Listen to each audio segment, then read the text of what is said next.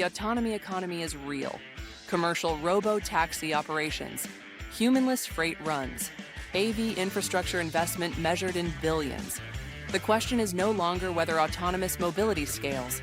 It's who advises the companies building it. KPMG works across the full autonomy ecosystem: operators, OEMs, suppliers, insurers, and investors. At the moment it matters most. When the road ahead is uncertain, we've already been there. KPMG, accelerating what's next in mobility. Rob, it was an eventful week. America celebrated 250 years of independence and greatness. While America celebrated independence and greatness, Waymo acted like the British and suffered a loss. While Waymo suffered a loss, Tesla said, "We're here. Happy birthday, America. We're going unsupervised in Miami, through the rain, through the puddles, through it all. We were there and saw it." And then Momenta went public in Hong Kong.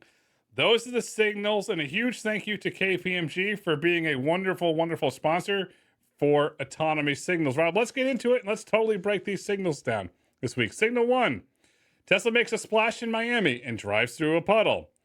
American independence is undefeated as Waymo goes the way of the British. They took a loss on the 4th of July. And Momenta, as we said, went public in Hong Kong.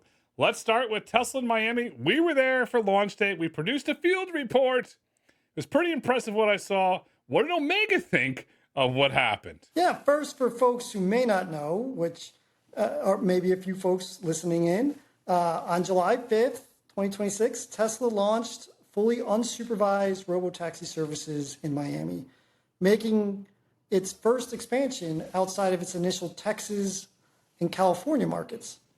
This was with no supervisor in the car, albeit in a limited geography, maybe about 14 square miles or so, with purposely retrofitted Model Ys. So there's a retrofit for rear camera washers, which we can get into. And for those that listen to our conversation with David Moss and Spencer, you'll know that the standard Tesla does not come with rear camera washers. So this is an acknowledgement of maybe a certain limitation that needs to be addressed as they move to fully unsupervised. I think another key signal, and you have the receipts, and you sent them to me literally, it's a little bit of a new pricing going on with the robotaxi service in Miami.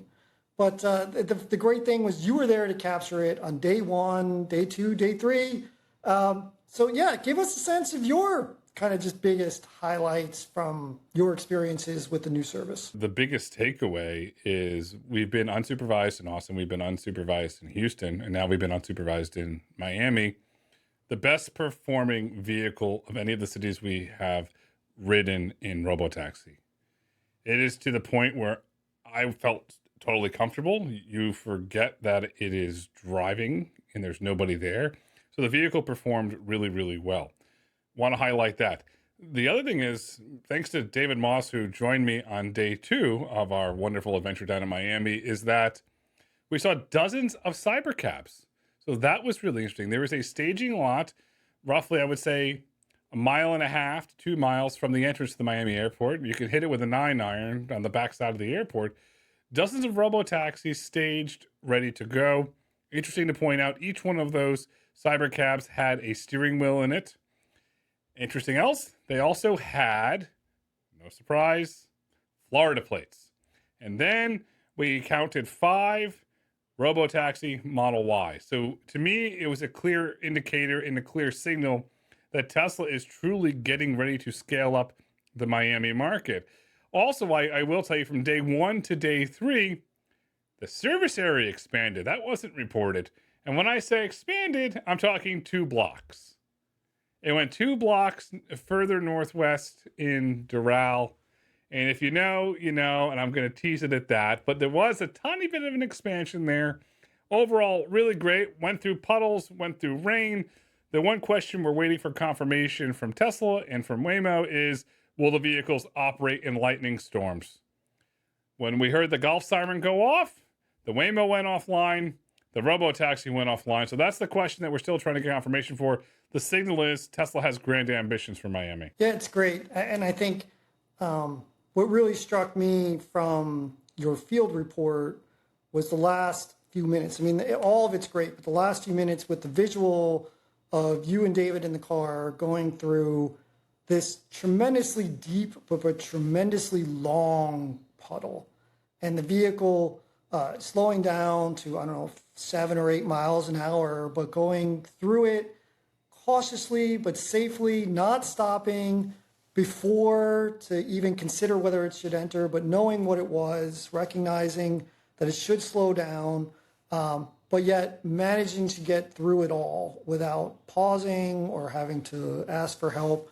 And I thought that was a really good sign. And then also that you were operating in rainy conditions, because I think this dovetails really well with what Omega's signal is that the Miami launch directly tests the camera-only system against South Florida's intense tropical storm at a time that it should be known, right? And is out there. Sensor degradation for full self-drive is in these conditions, right? In heavy rain, in storms of this nature that occur on a daily basis in Miami, for those that don't know, all that is under current active NHTSA federal engineering analysis. So yes, as we mentioned, there was a slight retrofit for camera cleaning added to the Model Ys that you so intelligently point out in your video. But I think it also signals a confidence, an internal confidence, an operational maturity from Tesla that it can operate in these severe operating conditions, and that it understands the regulatory and technological stakes at play here. And yet Tesla still moves on because it has the confidence in the safety of the vehicle to operate in those conditions. And also the operational maturity. You had some experiences with some of their remote operators that seem to go fairly well. And so there is I think that is a signal in itself that, entering a new market at a bigger scale than they've ever done prior, going straight to unsupervised, and taking head on these operational environmental conditions are all super important signals that Omega has picked up from just the first now 10 days, not even 10 days, 5 days of operations. And we're heading back. You have Norway, England, the World Cup, so we're heading back to Miami to experience that and to ride in Robotaxi. So we'll produce an update to that field report. The rain issue to me is solved. I've been on 95 in South Florida going through a monsoon where I can't see 6 feet in front of me, and I'm in full FSD. The vehicle kept going, no problem. When we were riding around in Robotaxi, we did not experience the monsoon downpour. We experienced heavy rain at times, no problem. And you mentioned the water. I would call them, they're like little mini lakes that flooded. And it was 4. It went through 4 of them because we had to go down, it turned around and went back again. So it went through it 4 times. No problem, no hesitation. I know this is going to sound weird, but to me, the vehicle had a very good sense of its surroundings, and Omega's right to point out the weather. And what I've experienced as a Tesla owner and what I experienced in Robotaxi is that monsoon level rains do not affect the system. It works flawlessly in those conditions. And what we're seeing in Cybercab, and we got public documentation in the first responder report with the cleaners on all the cameras. So yes, the retrofitted Model Ys have the rear cleaner. Perhaps all of the vehicles that have full unsupervised will have cleaners on everyone. We're seeing that on Cybercab. Perhaps that eventually expands to the Model Y. That's something to watch there as well. Yeah, and look, I think it is a really in line with what we understand about Tesla and how they operate generally, whether it's on full self-drive or in this case, fully unsupervised. Miami is I think, a binary kind of catalyst, right? For them, if they successfully navigate these environmental conditions, kind of directly taking on one of NHTSA's biggest questions about single sensor vision only systems, can they operate in these certain environmental conditions? I think if they're successful in that, and they're off to a really good start, this will accelerate Tesla's unsupervised robotaxi deployment velocity nationwide. I think, while on the other hand, and very much like I'm saying, the line of high risk, high reward that we get with Elon Musk and Tesla and SpaceX and X and everything that he's doing, any high profile failure in these conditions will validate the federal concerns and the NHTSA investigation that is currently undergoing. So I think it to me, the fact that they went for Miami, right? And again, yes, Florida is very permissive in terms of its business environment for emerging technology, which I think is a great credit to the state. But there are other places that are permissive as well, right? There's Arizona and there's Georgia, and there are other places that Waymo is at that they could have turned to that don't present necessarily the same constancy of this environmental condition and the challenges it presents. And yet they chose to go there, and I think it's very deliberate because they're trying, I believe, to take on one of the biggest questions about their technology, which is, can a single sensor, vision-only driven system perform well in adverse environmental conditions such as heavy rain? And I think the choice of this particular launch city is very intentional. I don't think that's an accident. Again, the flip side is if it doesn't go well and there's an incident, then I think it could slow down velocity. And lastly, I'll point out, it could give wind to what we're seeing as maybe another trend, which is competitors and or opponents, maybe not necessarily direct competitors, but other opponents to this technology, introducing bills and legislators that prohibit the use of vision-only or single sensor robotaxis in unsupervised autonomous vehicles, as we've seen in New Jersey. And so, again, high risk, high reward, but I give them credit for the internal confidence they seem to have in its ability to navigate in these conditions, and for going to a place that would necessarily challenge the capability of the vehicle. I think it is very important what is happening in Miami and how that launch goes for at least those two reasons, if not more. And here's another aspect that has not been brought up or discussed. They launched on July 5th. And why is that so important? We are in the middle in South Florida of hurricane season. Hurricane season runs to the end of November. If you go back previous years, even going back to when John Krafchick was CEO of Waymo, July, August, September, Waymo used to come to South Florida for hurricane testing. They tested in Miami and they tested in Naples, and there was an old Chrysler proving ground in North Naples. They came to test. Tesla, it is my assumption, knows something that we don't know as it relates to handling this adverse South Florida weather during the middle of hurricane season. To me, if they were not ready or not sure, they would have waited until after Thanksgiving when hurricane season passed. And then you could sit back here and flip it. Oh, well, Grayson, there's less traffic now in the summer. Yes, but there's a lot more adverse weather, which is more difficult. So to me, it's saying that they know something, and perhaps they will use this as a validation to the regulators. Look, we went through South Florida during hurricane season without an incident. So you're right. It's high risk, high reward. Yeah, I think that's intentional. You know, having been in C-suites of various AV companies, these are the types of things that are discussed, right?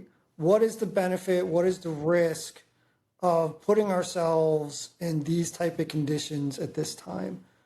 It is not, generally has not been my experience where someone says, oh, I just like the city of Miami. Why don't we just open shop there, right? You do a lot of evaluating a city on multiple categories, right? In terms of fleet utilization, in terms of consumer behavior in terms of routing issues, depots, infrastructure, all of that.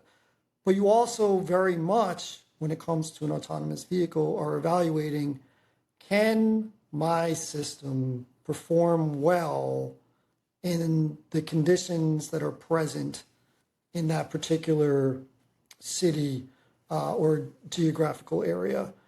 Because you both want to understand and have a good sense of the limitations and not put your system in a place where it will fail. But you also have to remember, right, ultimately, this is a consumer-driven experience. And you do not want your first impression to be disappointing to consumers.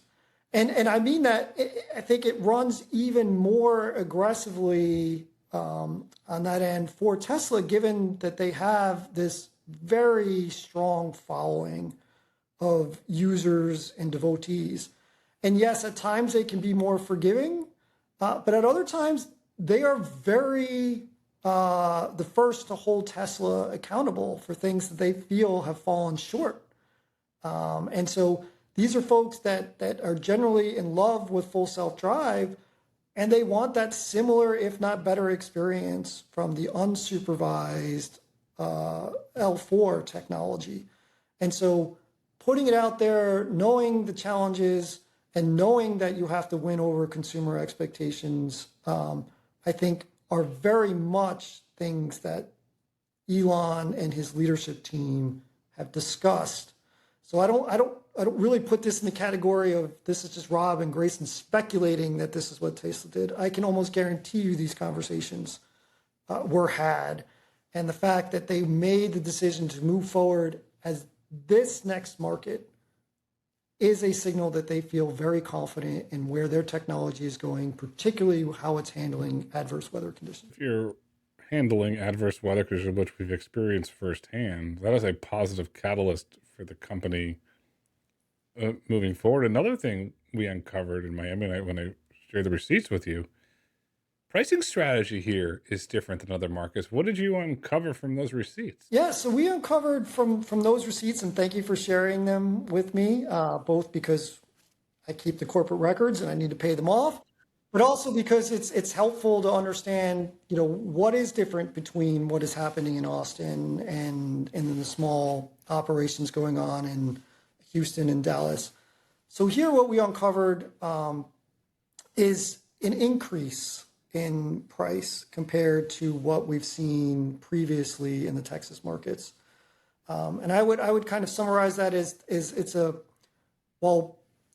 commercially modest in terms of the size of the geofence and the number of vehicles right now. What Tesla is trying to do is really understand consumer price elasticity here. And so what I mean by that is the base fare for just literally entering into the vehicle before it even moves an inch has increased 3x to 4x of what we see in the Houston market or the Austin market. And then the price per mile was also higher. And so the price per mile, at least, again, this is a limited sample size, averaged around $1.70 per mile. What we've seen from Uber is maybe $1.80 per mile, a little bit higher. So it's not a drastic price reduction as we see in Austin, where we're running at 50 or 60 cents per mile. And so I really do think that Miami is also being used to understand the ability of Tesla to perhaps price at more of a premium tier rather than a budget tier. And yes, some of this could be influenced by the history of Uber and Lyft and their early large discounts that they gave riders, which riders got very much attached to. And so some of this may be, do we start in that same position and kind of undercut the current pricing of Uber by a drastic amount to win market share? Or is our product good enough and desirable enough, given its experience, that we can price to begin with at a premium tier. And so I think this is a really kind of a price discovery, consumer elasticity type of experiment going on, albeit small. I think it's important for Tesla to really understand, the economics of a market. Maybe this could just be because Miami is a uniquely different consumer base than Austin. I'm not quite sure my experience at Lyft would suggest that's the case, but it could have changed over the last 10 years. But we'll see. So I think that's really interesting. And just so folks know, and Grayson, I hope you don't mind, I'm not sharing our credit card number, but I will share that one of your rides, just so folks can put this in a concrete, in their heads, the ride was for 4.4 miles, and the total cost was $11.02, of which $3.25 made up the base fare. So that comes out to roughly $1.75 per mile based upon that cost. And so now you've experienced this directly as you've taken rides both Austin and Miami. What's your sense of the price difference? Do you find it significant? What was, having been the user in this case, did you feel you got value for it still at that price point? Well, I feel like I got a lot of value for it, and I feel like I paid for a lot of billboards. If you live in South Florida, you know what that means, because you can't go on 95 without seeing, in a crash, in an accident, call 1-800-SUE people. We need tort reform. There, I said it, I'm on my soapbox, we need tort reform. I feel a lot of that $325 was to cover insurance costs, because the insurance costs in South Florida are astronomical, because we need tort reform. But was the experience better? Oh God, the experience was a million times better. Because I took an Uber roughly around the same price, a little bit more in some cases, but the experience was what you want. When you look at Miami, I mean, Will Smith did a song about Miami. Not going to sing you got to get jiggy with it down here.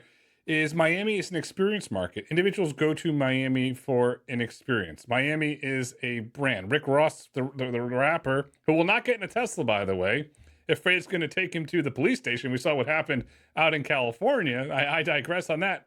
But it is a brand. Individuals go to Miami for an experience. They go to the beaches. They go to the nightclubs. They go for food. They go for whatever they go. It's an experience.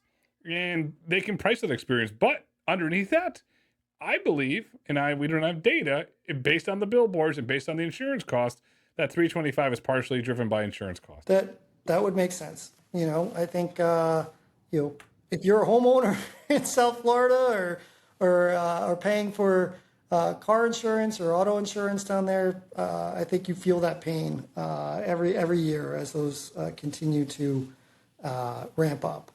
Now, real quick, just so folks understand, we'll give you a little bit of a sense of kind of where Tesla's operations stack up against Waymo, just sort of a quick vibe check before we get into the risks. But, again, Tesla in a much smaller ODD, kind of limited to the western and central zones of Miami. So that's excluding downtown and Miami Beach. So they're not in the highest demand corridors, but yet still around corridors where folks would need a ride or take a ride. So they're not completely out in the boonies, as they say, where I grew up.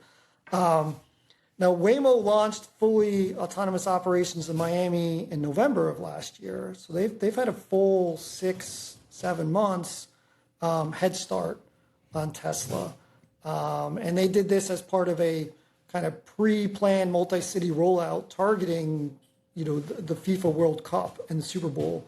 And as you mentioned earlier, you'll be going down and taking a Waymo to see how it does in the World Cup game coming up, how it deals with some of the issues around proximity to the stadium, how it deals with the extra pedestrians and congestion that's going to be down there as Argentina, is it England and Norway? That's who's down there, right? So, we'll see all the Vikings, and the red crew that they bring, and Erling Haaland, who's amazing, how Waymo performs in that and what your reporting is out of that. But in terms of total square miles, We understand the Waymo to be approximately about 150 square mile operating area. I think it might have slightly expanded ahead of the World Cup. It could be up to 200 square miles. At least that was what Omega is saying, is that there was a planned expansion ahead of the World Cup.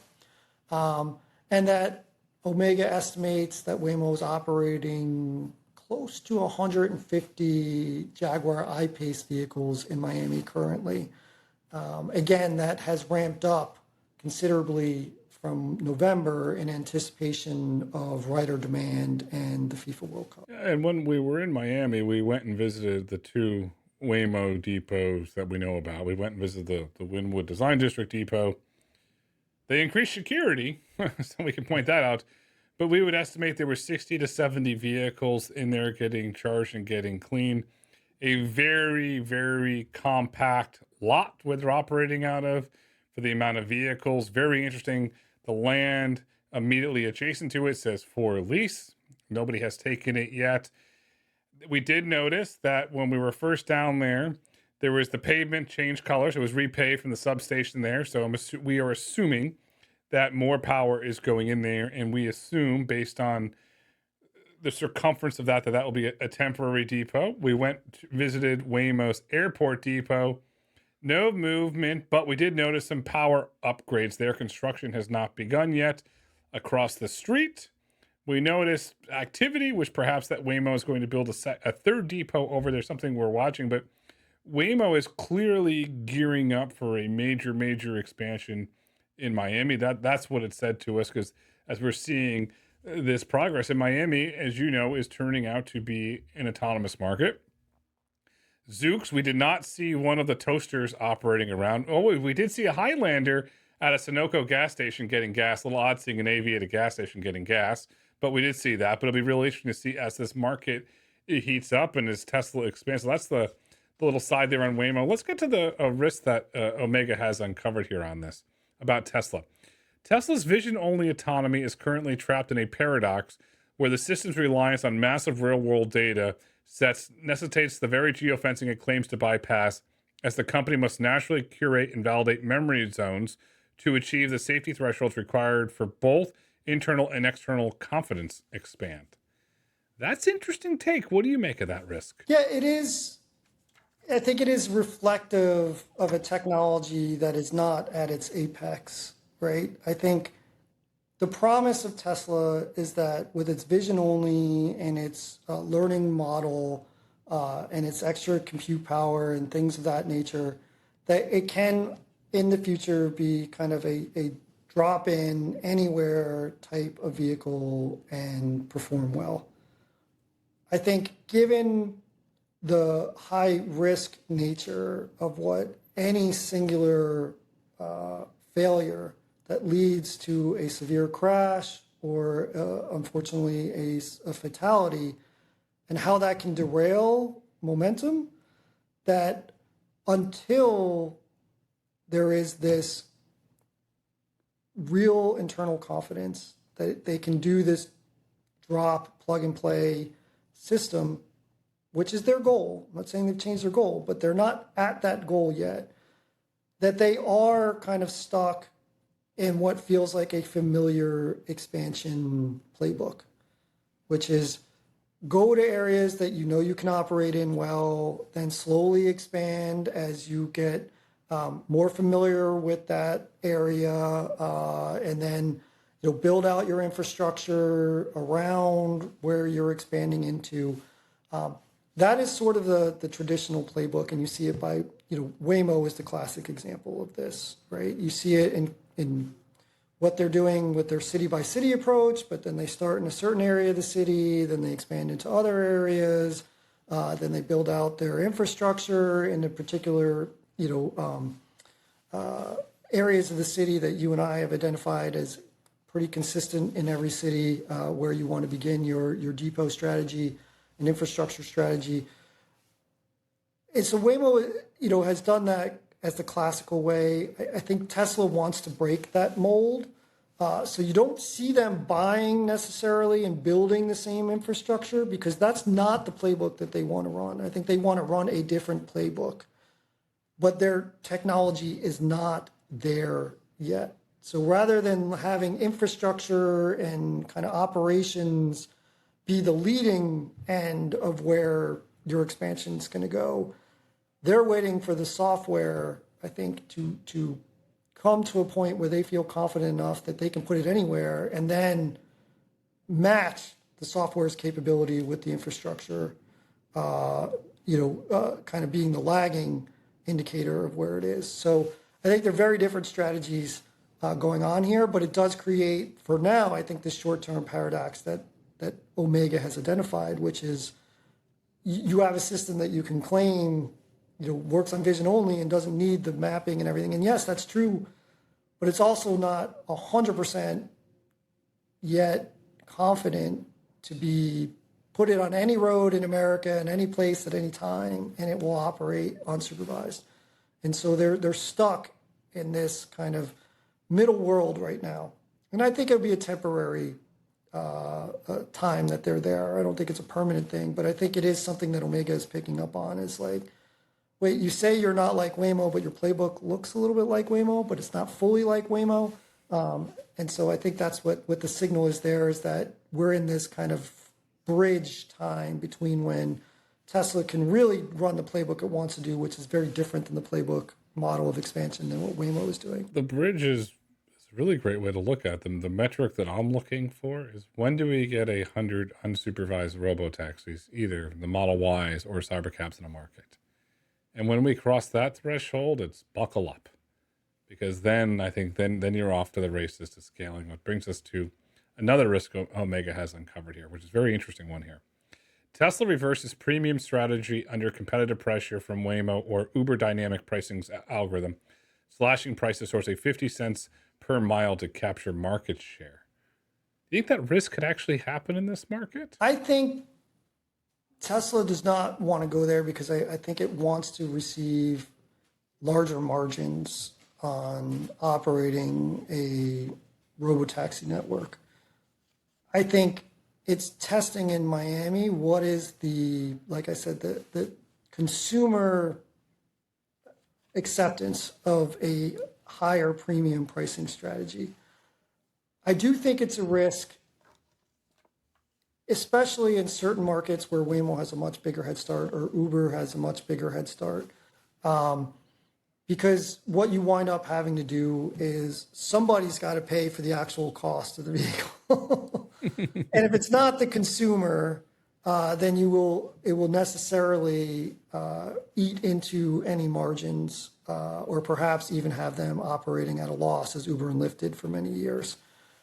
So I think there is a risk in that premium pricing strategy that we believe they're intentionally trying in Miami doesn't work. And in order to garner market share when they hit scale, that they'll have to use price as a way to convince consumers to make that switch.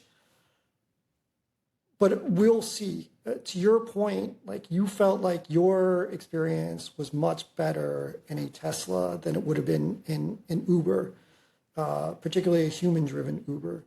And so it may be that price parity is enough, right? I think what we've seen from Waymo, which has been interesting, is that Waymo is pricing above Uber at certain times. Maybe not at surge times, but in regular demand hours. In San Francisco, at least, you will find Waymos are often more expensive than Ubers. And so that's like a luxury category almost, right? Where you're paying for something that above what Uber is charging, because you're getting a special category of vehicle, your own vehicle, your right to choose your own music, all that kind of stuff.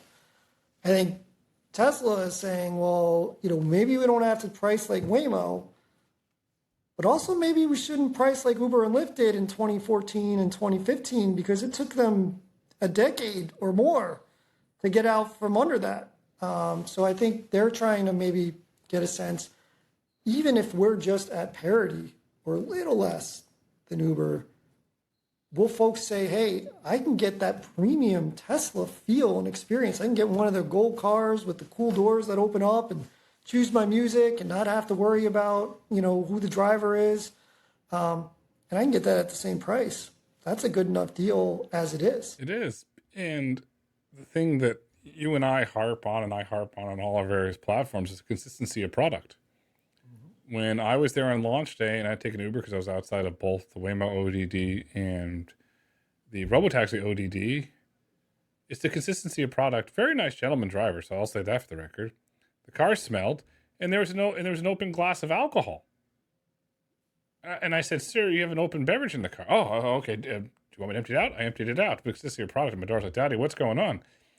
That's what it's the inconsistency. You want a consistent product, and consistency went away, and I know why they did it, and it's been a huge growth for them. So when Travis Kalanick introduced the X tier at Uber, that shot Uber's off from a growth demand perspective, but the product is massively inconsistent, and what autonomy does is solve the inconsistency. Waymo solves the inconsistency problem. Tesla Robotaxi solves the inconsistency problem. Zoox, hopefully they'll solve it at some point. AV Ride, all these companies that operate will solve it. And Uber has a consistency problem, which brings us to Omega's take. Omega has a really great take here on this. Strategically, every layer of the autonomy economy must monitor Miami's weather event data. For platform operators such as Waymo and Zoox, a Tesla stumble validates their capital-intensive, safety-first sensor fusion models, preserving their competitive moat. For gig economy aggregators, Uber and Lyft, Tesla's success poses an existential threat to their driver-dependent supply side, potentially forcing them to accelerate partnerships with alternative autonomous vehicle platforms to remain competitive. Investors should view Miami not as a standard market expansion, but as a regulatory and technical proving ground that will either validate Tesla's robotaxi valuation with camera only or expose the hard limits of camera only perception. There's a lot in there, and I think it's right. I think it's right. It goes back to that high risk, high reward, but the intentional choosing of a market such as Miami, right? The next market could have easily be Phoenix, and you're not going to deal with strong monsoon-like rains in Phoenix. And you're not, and that could be a safe choice, given that there is an existing investigation into, perception issues on full self-drive in these types of conditions. So I really do think this is kind of going into that hardest problem and showing that you can handle kind of one of your biggest potential weak points. And I think it's a very Tesla-like move, which is, okay, you think I'm weak here. Let me show you what you think is a weakness is not a weakness. I'm actually strong here. So what's your next complaint? I think it is a market that holds a little bit more value than, say, if we were talking about, okay, now Tesla's in Phoenix. They will get to Phoenix, undoubtedly, right? And I think they'll get there probably fairly shortly. And that's great for them. It is part of an expansion process that needs to happen for them to, fulfill their promise. But it doesn't have as much signal as going to Miami or going to, Phoenix doesn't have that signal. Las Vegas doesn't have that signal. Miami is a market that has a big signal because of the adverse conditions that are presented in Miami. Miami is a great market at the end of the day. I love the Miami market, which brings us to signal 2, weakness. Waymo had a weakness exposed on the 4th of July as we barbecued and celebrated 250 years of greatness and independence. Vehicles were bricking all over San Francisco and the Bay Area. I said, holy cannoli, somebody trying to launch fireworks at these things. I said this to a reporter friend of ours today, and I will say this again here. Waymo needs to get into the transparency business. Because I'm calling for it. You're going to get an elected official or regulator's going to call for it. This is the second time. First, the lights went out in San Francisco. Something happened with the vehicles. Now the fireworks went off in San Francisco. Something happened with the vehicles. What did we learn? What signals did Omega uncover here? Because there's something brewing. Yeah, and look, I can tell you, I live in the Bay Area. I had 2 of my 4 boys that had gone up with their friends to go see the fireworks in San Francisco, which, by the way, were a little bit disappointing because it was not great weather conditions up there. For those that were sweating it out on the mall in D.C. or in New York, It was 59 degrees and freezing cold in San Francisco on the 4th of July with a large foggy overhang. And it kind of, that weather kind of sets the tone for what was, I think, a disappointing evening for Waymo. And so, one of my sons texted me, he's like, Dad, there's 12 Waymos on the street, and they are all just with their flashers on, and they're not moving, and people are climbing all over them. They're pointed in different directions. And I was like, that was my first thing. I literally got a text from my son is it was maybe about 11, not even 11, maybe 10:45 or something like that. Just how bad things were happening. And I was like, okay, we'll see what makes the news. And so what occurred that evening, there was vehicles became trapped in these extreme traffic and unexpected road closures, leading to prolonged congestion, which, if anybody followed Cruise, very similar, in terms of the outcome, right, of the impact of bricking vehicles, as Cruise had at the outside lands in 2023, in fall 2023. We saw multiple Jaguar I-Pace units idled until their batteries were depleted. So they had to be physically towed. You saw that vehicles were, as you mentioned, they were driving through active fireworks, right? So some perception and behavioral issues, right? One of the vehicles actually caught on fire as a result of it. And that image is quite frightening. And then there was, I think, another failure, and it's kind of a failure to learn from the past a little bit. When you get these dense crowds, there are going to be connectivity issues. I mentioned it to you, I think, where I was watching the fireworks. I was like, my Google Maps was going haywire. We couldn't connect or anything like that. And it happens particularly, or at least in the Bay Area, where you get a lot of people and a large crowd. There are connectivity issues. And then to further complicate that, so you have these connectivity issues, you have all these dense people walking around, you have road closures, the vehicle may need to call back for remote help, and either that connection is not strong or lost or unable to connect, which is not helpful in those situations because the remote operator is the first fallback. But then you don't have enough remote operators. And I don't think, Waymo has not said they didn't have enough remote operators. But look, I've worked in the industry. Without knowing all the facts, one of my assumptions is they just did not have enough remote operators working that night either. Now, the other things I mentioned are facts, right? The system gridlock, the operational failures, the running out of power, the perception behavioral incidents, and a depleted connectivity, to be kind, are all facts. I also tend to think that they may not have been staffed as much as they should have been on that.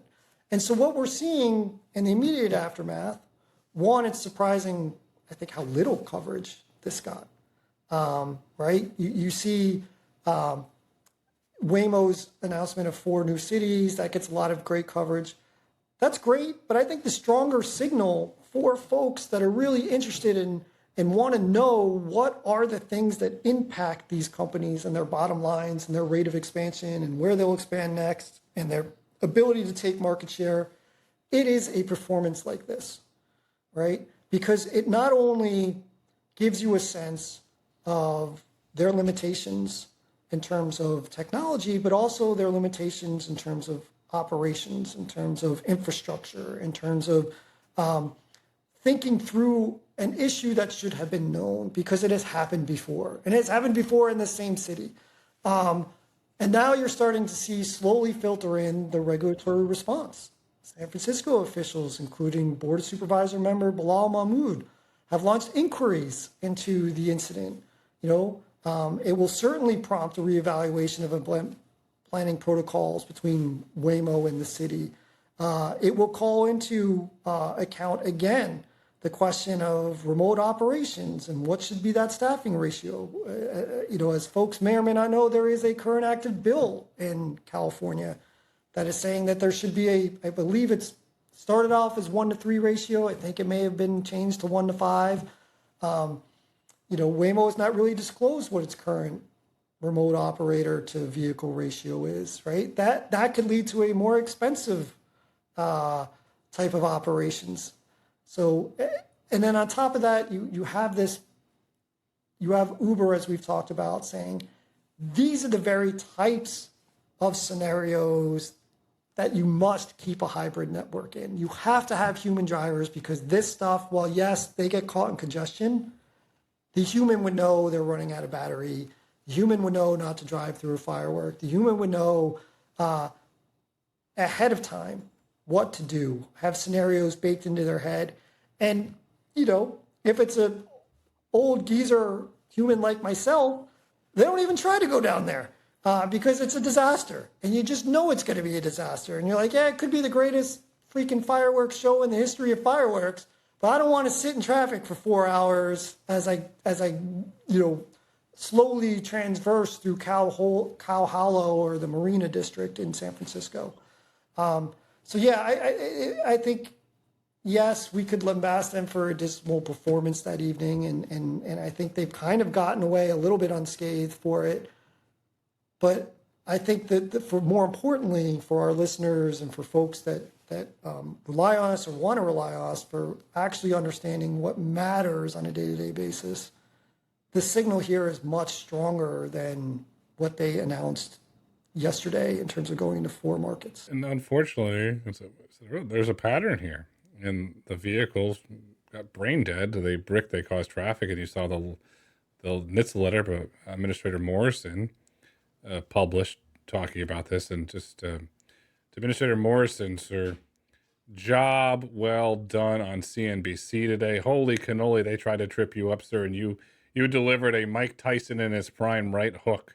It shows why you were the right choice to lead NHTSA. So well done there, Mr. Morrison. But it is so, to me, you look at all this, you have the battery, you have the intersections, you have the potential remote, you have the potential cellular. Where does perception fit into what this potentially could have been? I think you do have to question a little bit about what is going on with their driving stack and in terms of like understanding how to dynamically reroute around congestion, understanding how to manage its energy reserves, and understanding, on July 4th, fireworks are going to be an issue, right? So I don't know if they did testing of fireworks on the roads or sparklers on the roads and things like that, but this is not one of those so strange long tail issues that you shouldn't have been prepared for it. And that's what frustrates me is like, I so want to see every AV operator succeed, including Waymo. There are many people that I care very much about that are involved with Waymo and are doing a great job. But this seems to me to be like as my kids call it, taking an L when you didn't need to. And I understand some of the desire to show folks, right, that yes, Waymo is at that scale and at that operational maturity to handle an evening like July 4th, right? Just like Cruise tried to suggest that it could handle outside lands. But I think Cruise, there was a bit of, I wasn't there when this occurred. I had left before I returned to Cruise. But there was a bit of a like, at Cruise, we're going to show you that we can do this, right? And I think there was a little bit of that running through Waymo, which is like, we're going to show you we can operate on these things. Like we're making great progress. And so I don't necessarily think it was hubris per se, but I do think there was a sense that, hey, we have seen a lot of pedestrian traffic. We've operated in heavy conditions, but like having it all come together and you're just not performing well is disappointing. Look, I'll give you one of the reasons why I think this is so interesting. And the outcome of it is after Cruise had its incident in outside lands, about 48 hours, maybe 72 hours later, we got a letter from DMV. I say we, I wasn't there, but Cruise got a letter from the DMV saying you have to cut your number of vehicles, your fleet by 50% right now. Like boom, 50% of your vehicles have to go, right?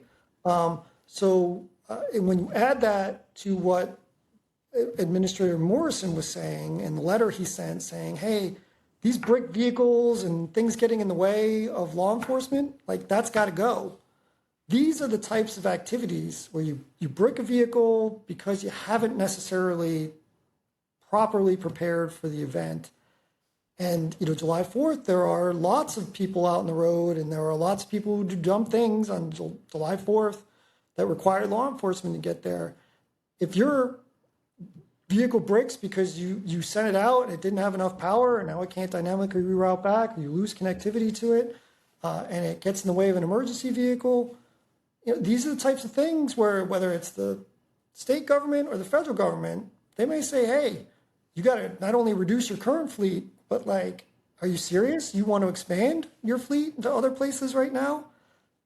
If you're New Jersey, right, and you look at this and you're running that bill that is directly adversarial to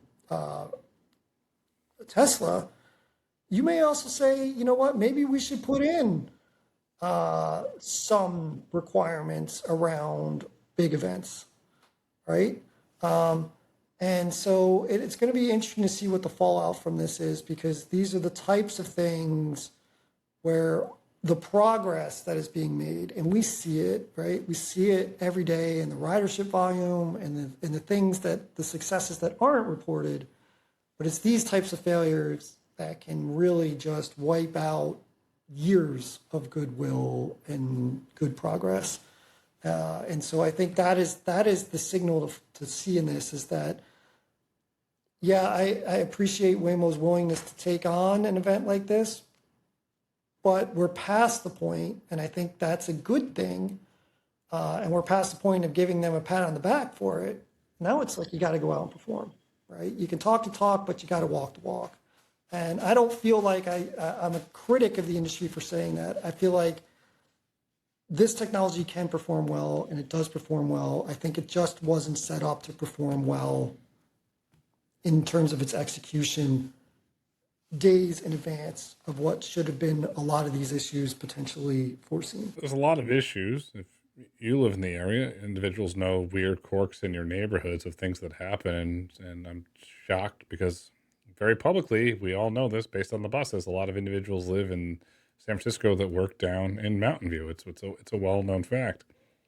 The DMV risk, reducing the fleet by 50%. One, do you think that happens? Or two, I'm going to put on the tinfoil hat here and say, no, we cannot damage the Golden Boy. Could that happen there? Because it seems like, okay, Kyle was the punk rock band. Oh, we got to give punk rock. No, it's not good for us. Oh, Waymo's the golden child. They're Frank Sinatra. Yeah, they get a pass. Could that potentially happen? Because when you do a side-by-side comparison between Outside Lands and July 4th, there's a lot of similarities, but just different executives. Yeah, I do not foresee the DMV coming down as hard on Waymo as they did on Cruise, for a variety of reasons. One of which is there are definitely executive presence and executive relations between the leaders at the DMV and the leaders at those two companies at the time.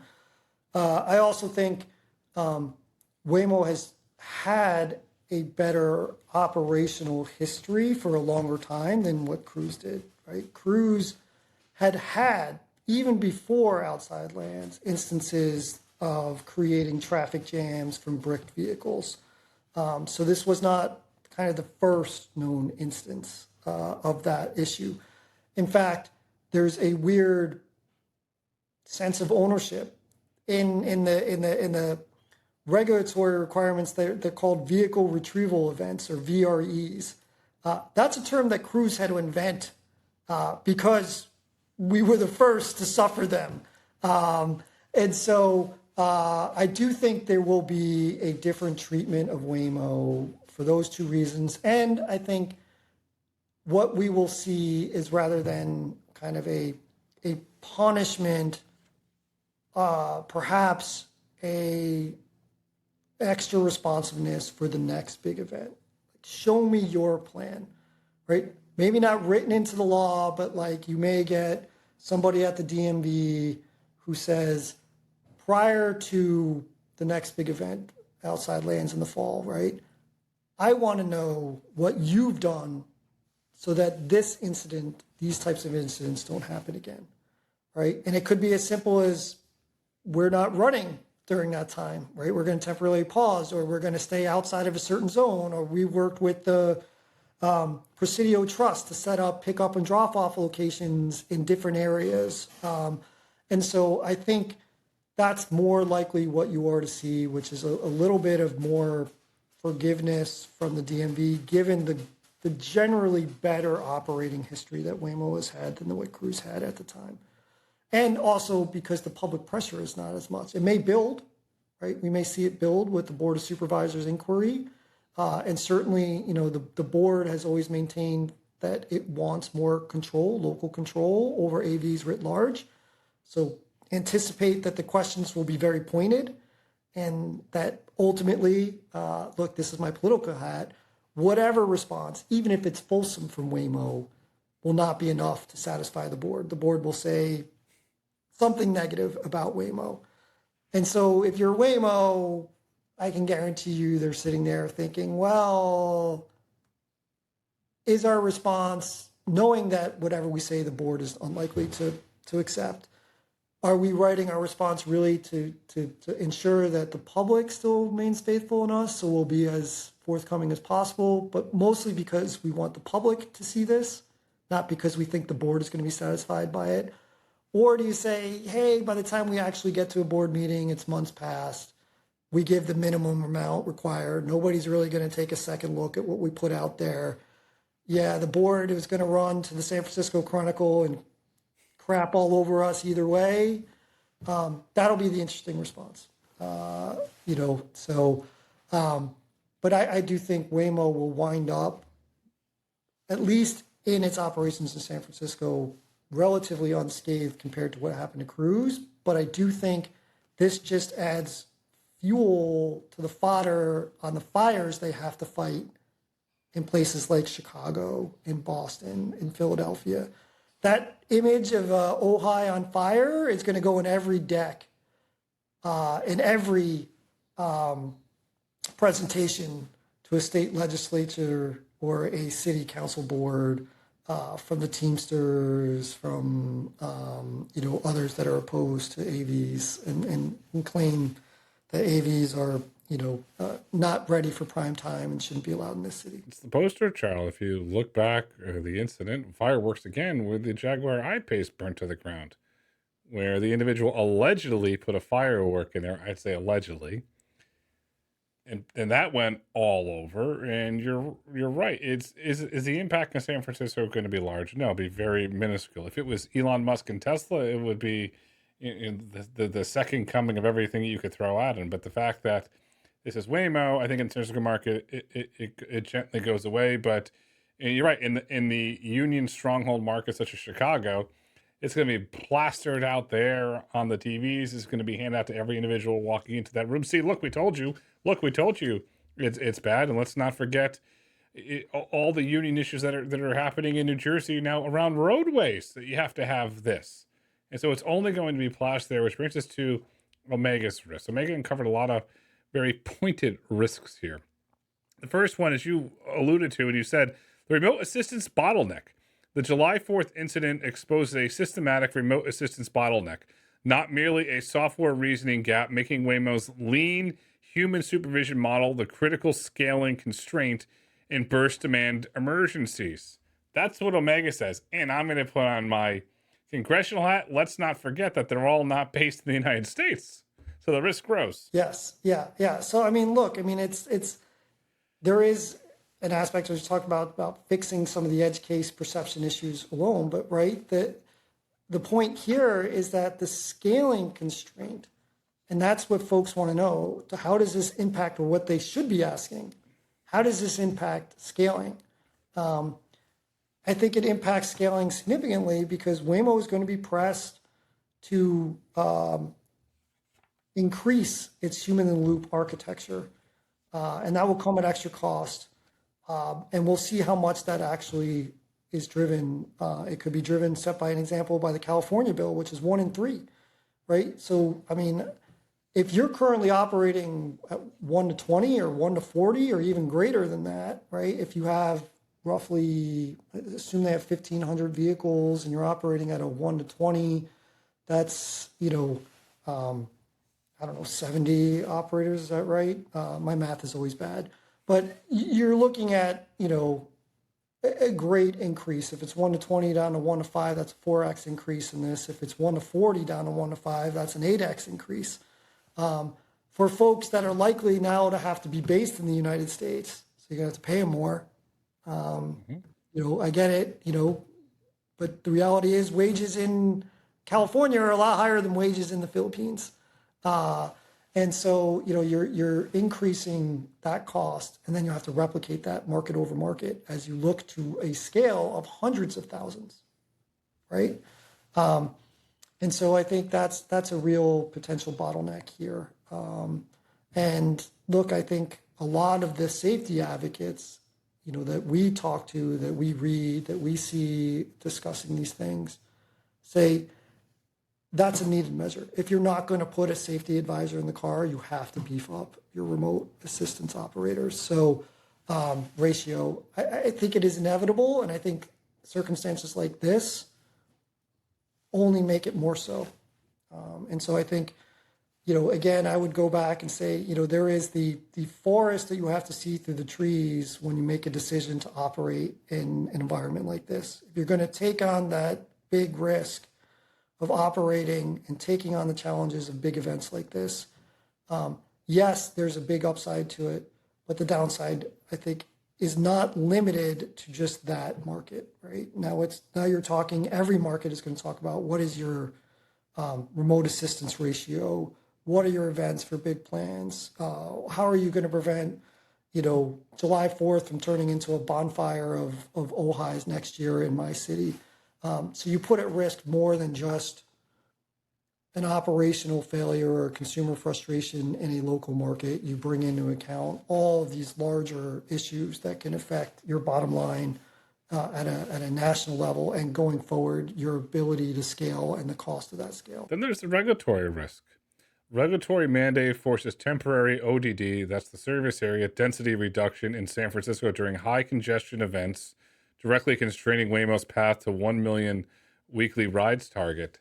That is a big risk because they are on the ticker saying 1 million weekly rides. If San Francisco says, nope, we're going to get local control and we're going to constrain you, getting to that 1 million mile target is going to be a lot more difficult. What I think will necessarily happen, I mean, the timeline will be sometime in the next 12 to 18 months, but one of the two regulators in California is the California Public Utilities Commission, and they regulate passenger safety in autonomous vehicles, right? As opposed to vehicle or operational safety, which is basically the purview of the DMV.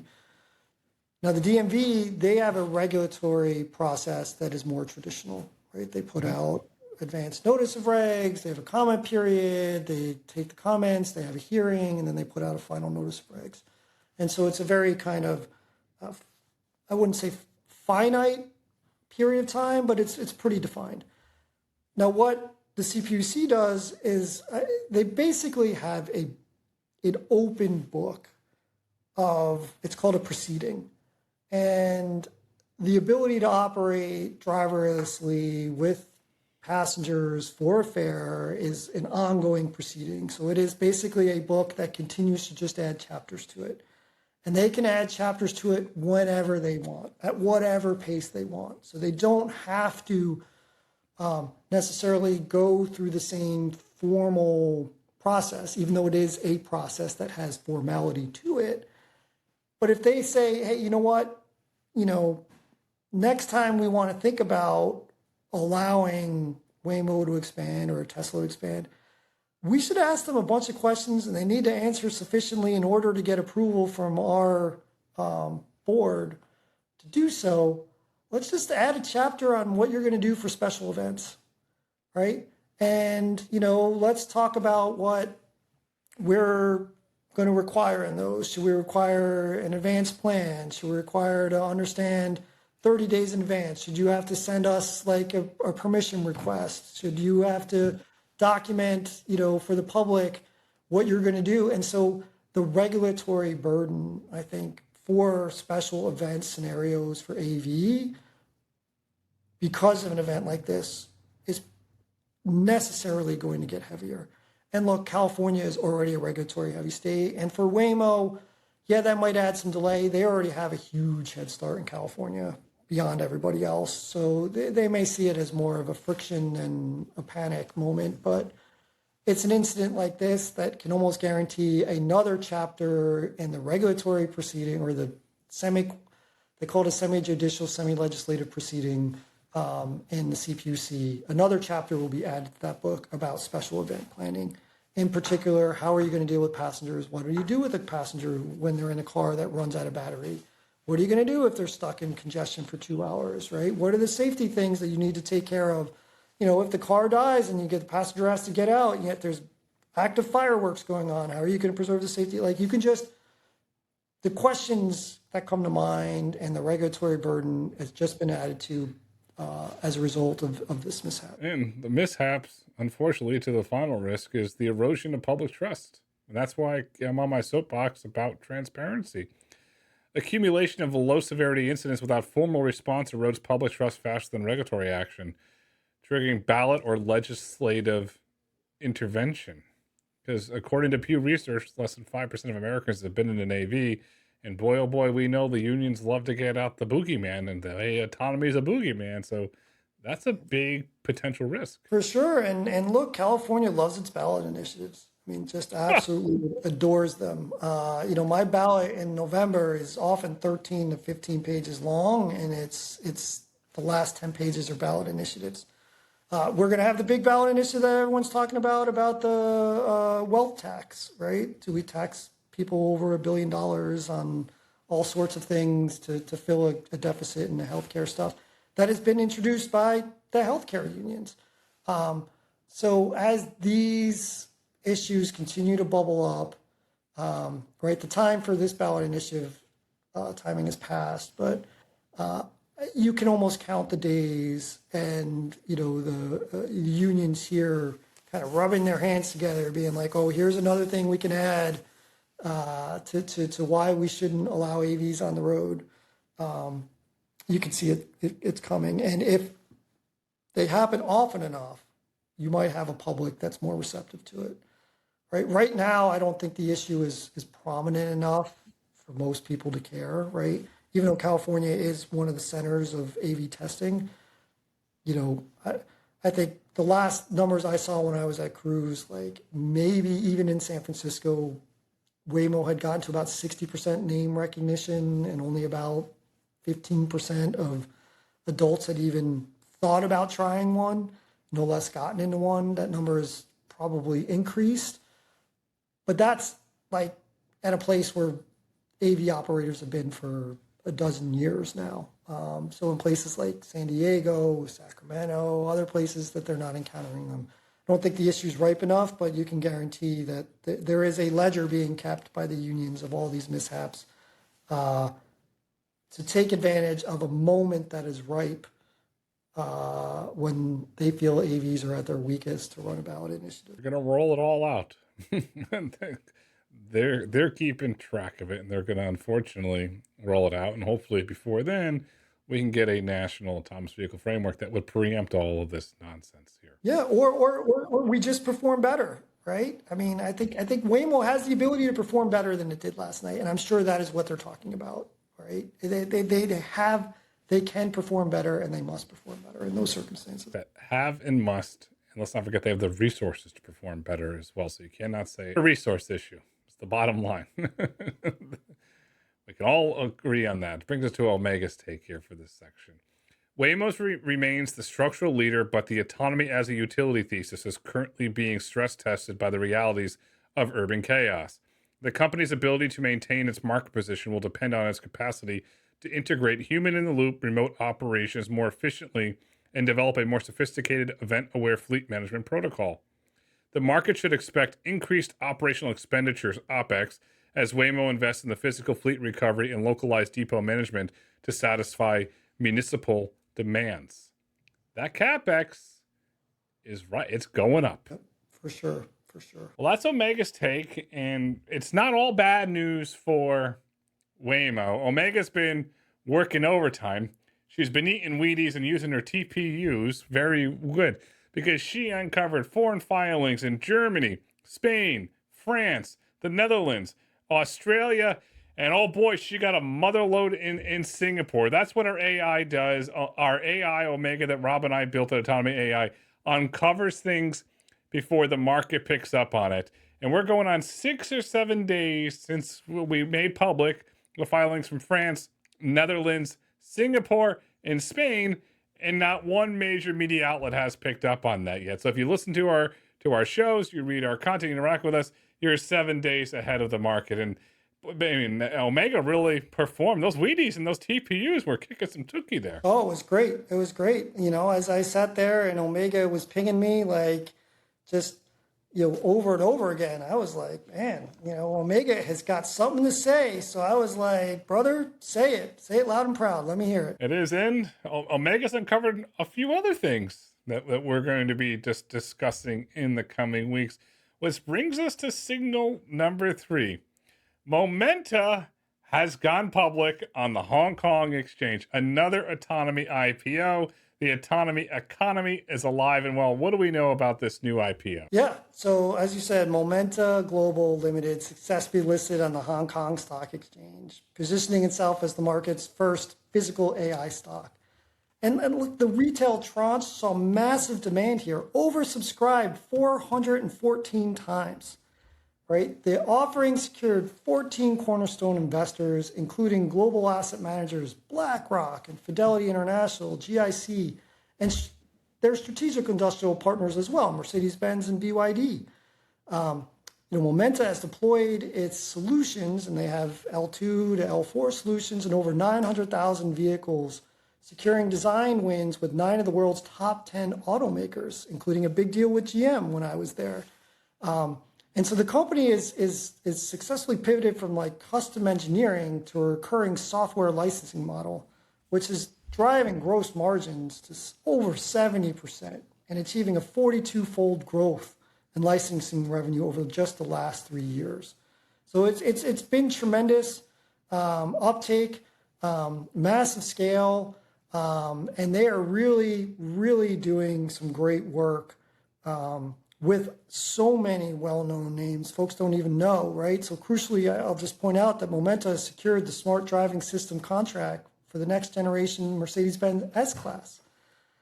So they are working with U.S. automakers, German automakers. They're embedded with, one of their strategic partners is BYD, so Chinese automakers. I mean, it is incredible what this company has been able to achieve in a short period of time. And I will point out that in our latest Road to Autonomy Autonomous Vehicle Licensing Index, which just takes account of the L4 licensing, Momenta currently has a rank of 3, but closing in on number 2 pretty quickly. And so Momenta is building and building, and I think its oversubscribed IPO really tells you that the capital markets are thirsty for companies of this nature that are showing tremendous growth in the physical AI area. And a little more details and context, their system is currently running in 900,000 vehicles around the world, so that's a big number there. I'm excited from the data standpoint because now they're publicly traded. We're going to get a lot more filings and disclosures, so looking forward to that. Overall, what do you think this IPO signals to the market? Massively oversubscribed on the Hong Kong exchange. Do we see a dual listing in New York at some point? What do you think this signals to the markets? It's just that there's a pent-up demand for the autonomy economy, as you and I always describe it? Yeah, I mean, I think it signals that institutional investors are shifting their preference away from speculative, capital-intensive physical AI deployments towards proven physical AI providers. Again, it's as simple as you got to walk the walk at some point, right? And you don't have to do it at a global scale on par with Apple to begin with. But if you show me that you're growing and you're actually building and people are paying you for the service that you are providing, and that you have a roadmap to expand into other markets and other high margin industries, we're going to reward you for it, right? And so they are the market, and its debut July 8th, is rewarding Momenta and companies that are demonstrating this high margin kind of software licensing economics, deep OEM integration, and scalable production ready technology. And so, I think there are many companies that could learn from that we cover, and that our folks turn to us to help them uncover the realities of what's happening and where the market is going and what the market is seeing and what we're seeing beyond the market, as you mentioned, in some cases 7 days ahead of everybody else. Is that Momenta is an example, and that others should look at for how do you succeed. And I think its strategy is one that is been very successful. So you look at other places and people that are competing in this space. Just take a look at our autonomous licensing index. You look at the companies on there and you say, who are those? Because most of those are private companies. Some of them are public, right? Mobileye is public. But as I look at that, and I look at other companies in this nature, Applied Intuition or others, there's a lot of things to be learned from the Momenta IPO.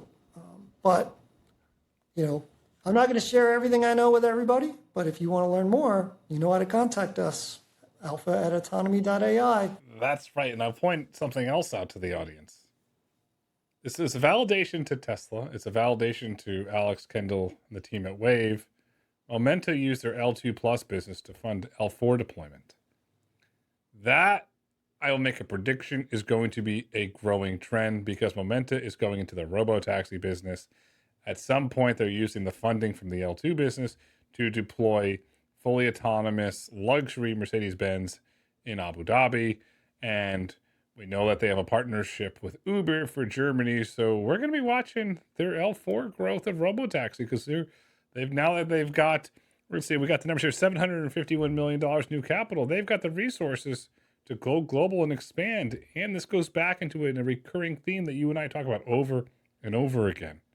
The growth of the autonomous Belt and Road Initiative. It's all coming together. Yeah, you make a great point about their dual leverage strategy, right? About using their L2 technology to fund their L4 efforts. I think that's a very, very solid point that you just made there. And then, like any other good section, we break down signals. There's risks here. Here's one of the risks. This is a fascinating one Omega uncovered. OEM in-house ADAS development, BYD Geely, displaces third-party software suppliers, compressing Momenta's addressable market. That is a very good risk to highlight because we have seen some OEMs bring it in-house. No, we don't want to do it. Bring it out-of-house. No, got a partner. Oh, fire those folks. VW, that's you. But we have seen companies do that, and we do know that Chinese OEMs have grand ambitions. So that's a really good risk to monitor there. It's right on, right? We see folks like Xpeng who are saying they're going to do it all in-house. That's a Chinese company, right? And so BYD, we know they have advanced L2++ technology because we've talked about how it's appearing in other markets, in Mexico, in Europe, and how they're selling L2++ technology for, pennies on the dollar, it seems like, $13,000 in one of their, I think they're called the Dolphin or whatever model. So it's really going to be interesting to see, will folks continue to bring in outside providers if they think they can do it in-house? And particularly if they think in order to survive in a very competitive Chinese marketplace that you have to be vertically integrated. And so, this question is not unique to Momenta, right? We're seeing this with Mobileye as well, right? Similarly to Momenta, their L2 technology is in a lot of vehicles and a lot of manufacturers, but is the uptake for L4 going to be the same? Because you're starting to see many of the manufacturers outside of China also think about the same question. Should I be developing this in-house? Or conversely, should I turn to Momenta because Momenta's technology is better than Mobileye? I'm not saying that's the case, but I'm saying that's the discussion being had. So it's this kind of super fascinating competitive triangle going on. Do I build it in-house? If I go outside, do I go outside with a Momenta and a Chinese supplier, or do I go to Mobileye and a different supplier that's not Chinese? And this is what makes working in the autonomy economy so fun, because this is all being played out in real time, and people can make wise investments. They can make poor investments. You can make what looks like a poor investment. It turns into a wise investment. So it's an interesting time to be in this space. But I love the fact that they're public and we now can get more data. I think selfishly, that's the best part of all of this. Yeah, well, we always call for transparency. Here's the last, Chris. This is one that you alluded to, but I'm just going to call it out because Omega did as well. Competitive pressure from vertically integrated rivals, Huawei, Tesla, commoditized software licensing fees. Now that they're public, we're going to be able to see where those fees go. Yep, 100%. I think, like I said, there's this triangle of competition going on right now that makes this market so dynamic and so interesting to cover. Putting it all together, this is Omega's take on Momenta. Momenta's IPO is a software flywheel monetization event executed from a position of financial strength, using Hong Kong capital markets to fund Chinese AI infrastructure while maintaining the optionality of vertical silicon integration. Every capital signal, asset light burn, 71.6% gross margin, 60% plus R&D allocation confirms a software tier one scaling thesis, while every structural signal confirms a China-centric, vertically integrated adversary to incumbent global autonomy stack. That sums it up. And it does. Once again, you can listen to me for 15 minutes, or Omega can give you the real deal in about 30 seconds. And because you teased a little, I'm going to tease a little. There's an Omega data product coming that you can subscribe to. The insights that we show you here, there is a SEC compliant data product coming, so stay tuned for that. Every week, Rob and I are going to be here breaking down the signals in the autonomy economy. We provide data, we provide advisory services, and if you just want to call us and talk to us, you can do that too. Send an email at alpha@autnmy.ai. That's alpha@autnma.ai. The future is bright, the future is autonomous, the future is scaling. Rob, another great show, great signals, lots to look for. As always, I enjoy every minute of it.